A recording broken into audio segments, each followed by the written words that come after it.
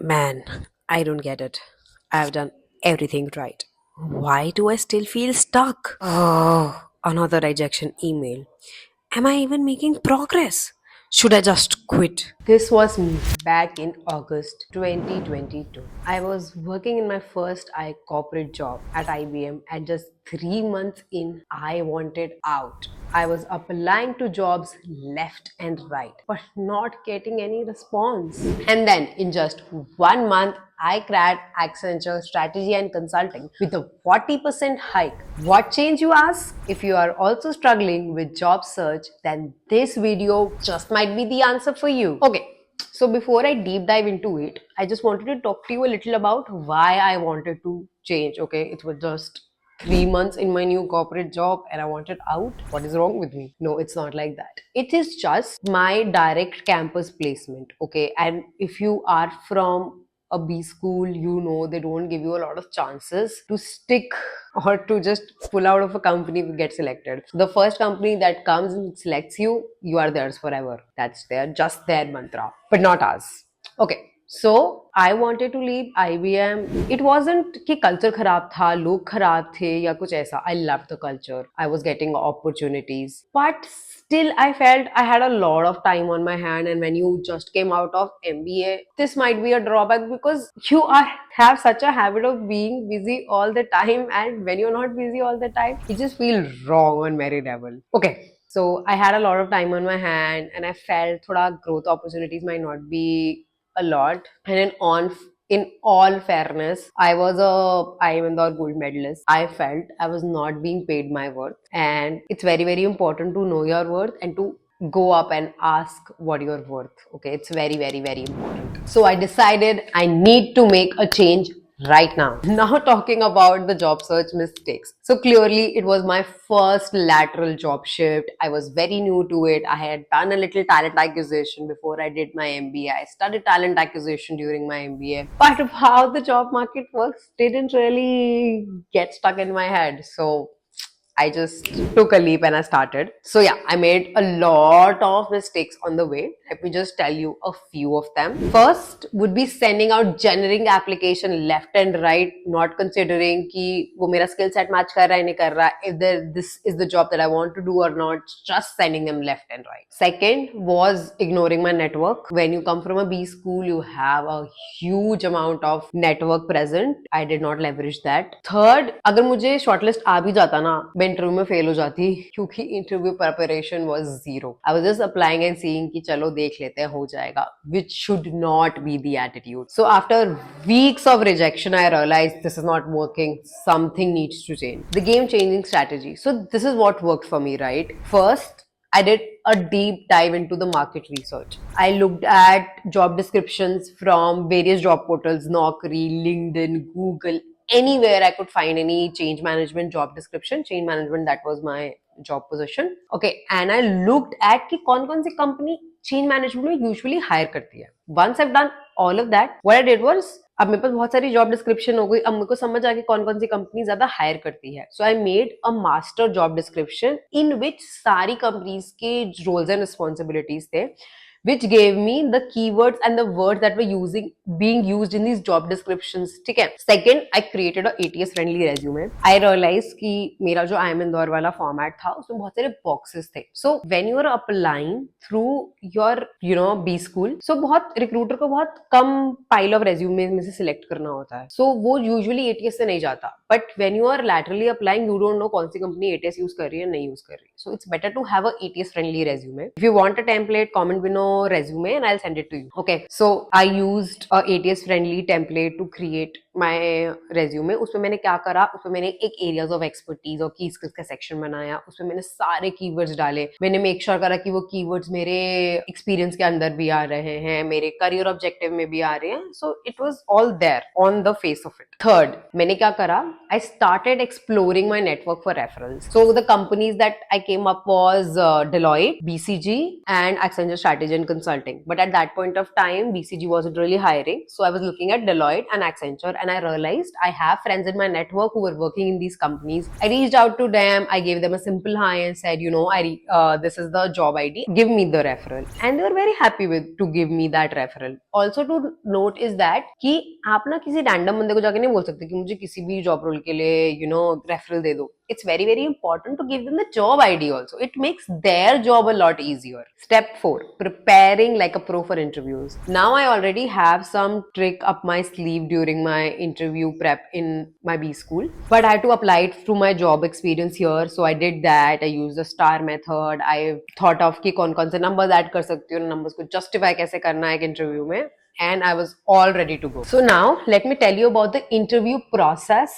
and how long the application process took for me. So I was referred on 15th January. So now let me talk to you कि पूरा application process क्या था, interview process क्या था. 2 days after my referral, I got a call from a recruiter, which was a telephonic interview. I did not know that, but because I knew कि process usually क्या होता है, I was a little prepared for it. So they asked me a few basic questions कि आपका नाम क्या है, आप किस कंपनी में currently काम कर रहे हो, आपका current CTC क्या है, आपका expected CTC क्या है, आपका notice period क्या है, lastly कि आप IBM क्यों छोड़ना चाहते हो. I was prepared for these answers. So let me break it down for you. बाकी सब तो simple है. Expected CTC में it's a good option to say that at this current point of time I'm looking for a industry average of 30-40% hike, and do not give them a proper number because you need time to research for that. Secondly, why are you leaving current organization? You can always use this answer that I'm about to give you as a template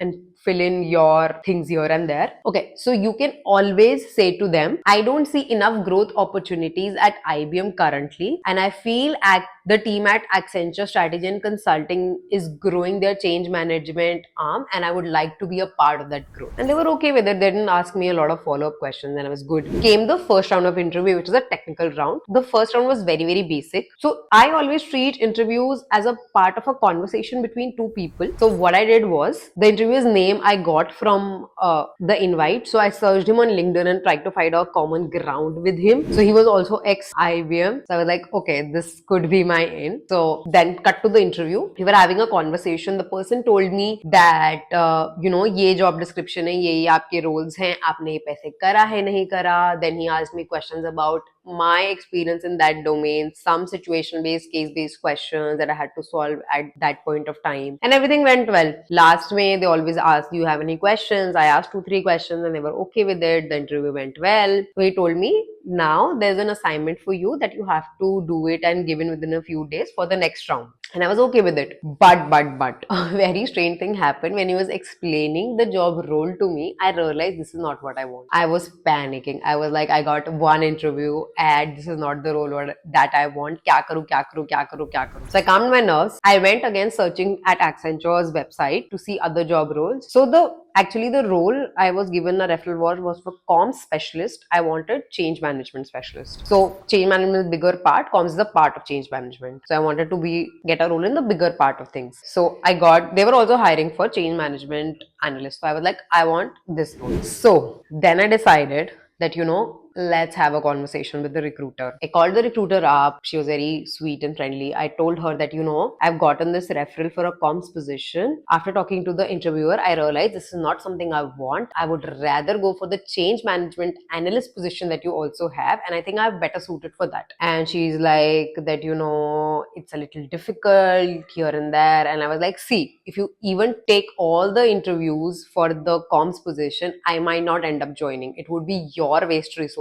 and my wasted time. So she's like, okay, let me come back to you. And within 2 hours, she's like, okay, we are okay with you going forward with the change management analyst position. You do not even need to repeat the first round. Just submit the assignments that you were asked and we'll just conduct your second round accordingly. And I was so happy that, yeah, we can go ahead. So yes, coming back to the next round. Again, I researched the interviewer on LinkedIn. He was also ex-IBM and I was very, very happy that, he will not ask me question why I'm leaving my current job, or just makes a little common conversation here and there. So I talked to them, I introduced myself, and this one was a little bit more technical and deeper. So usually interviewers do share notes with each other. So the first interviewer, whatever he asked, the second interviewer did not ask me that. He asked me separate questions altogether. So I think that was very interesting for me. But I had prepared each and everything. The thing was there in my resume, the things weren't in my resume. I was good to go at each and every time. So that interview ended about 30-35 minutes, and then I was just waiting for the next call to come. Now comes the final round, which was with the director of the entire practice, and I was very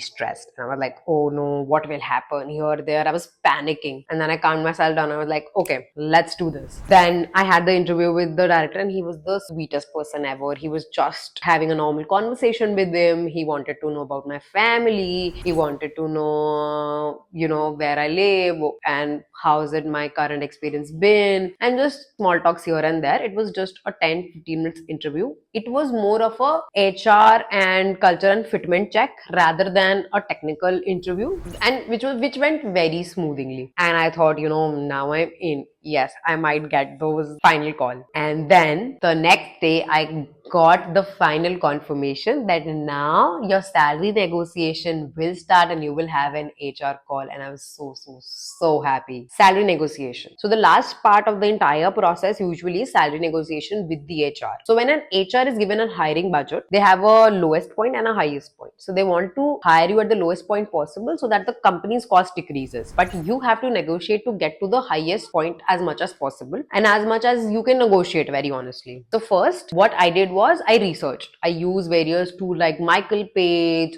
Ambitious Box. I talked to other people, and I also knew they came on campus and what did they hire people for. So I was fully equipped. I was fully ready. I went on YouTube also. I went on Instagram also to get those answers. I was fully equipped. So obviously, in the conversation with the recruiter began, they started lowballing me, and I was like, you know what? I don't want to even join you at this low level of a salary. For sure that my peers are being paid much more. And if I come in a company where my peers are paying much more than I am, and I'm a person who gives her 1000%, then I will feel underpaid and I might have to leave. And then the recruiter was taken aback and he was like, okay, let's negotiate. And I think, you came on campus, you gave this much. I am pretty sure about it. And they were like, no. I was like, I was a place commer. I knew the offer letters went through me. And then they were like, you know what? We can't move this much. We can only do this much here and there. So here comes the trick, okay? So fixed part is not the only part you can negotiate. You can always negotiate on a variable, your joining bonus, your other benefits. So what I did was I negotiated on my variable